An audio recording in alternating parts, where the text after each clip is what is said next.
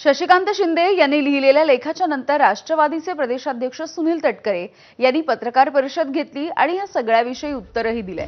यावेळेला बोलत असताना सुनील तटकरे यांनी विलीनीकरणाच्या संदर्भात एक महत्त्वाचं वक्तव्य केलं। प्रस्ताव आल्यास पक्षांतर्गत चर्चा करणार असल्याचं त्यांनी म्हटलंय।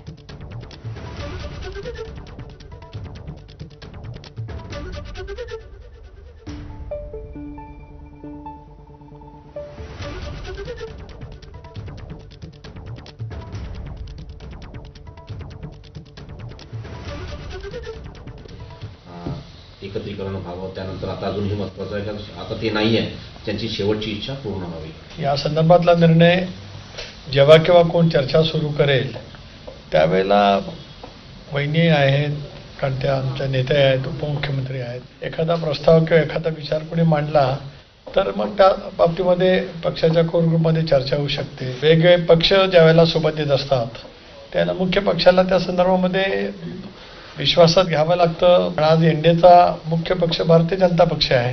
माझं खूप ऑब्जेक्शन या ठिकाणी आहे, माझा आक्षेप आहे अशा पैचं वक्तव्य किमान शशिकांत शिंदेनी दादांच्या या दुर्दैवी अपघाती निधनाच्या नंतर लेखी स्वरूपामध्ये किंवा तोंडी करू नये।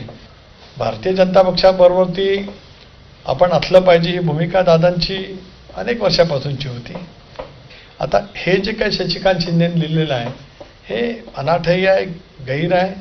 अशा पैचं लिखाण करून दादांच्या या दुर्दैवी अपघाता निधनाच्या नंतर वेगळं काहीतरी जे काही ते साधू पाहतायत की काय त्यांना नेमकं बोलायचं आहे त्यांचं त्यांना माहिती आहे। राष्ट्रवादीचे नरहरी झिरवाळ यांच्या अन्न आणि औषध खात्याच्या लिपिकाला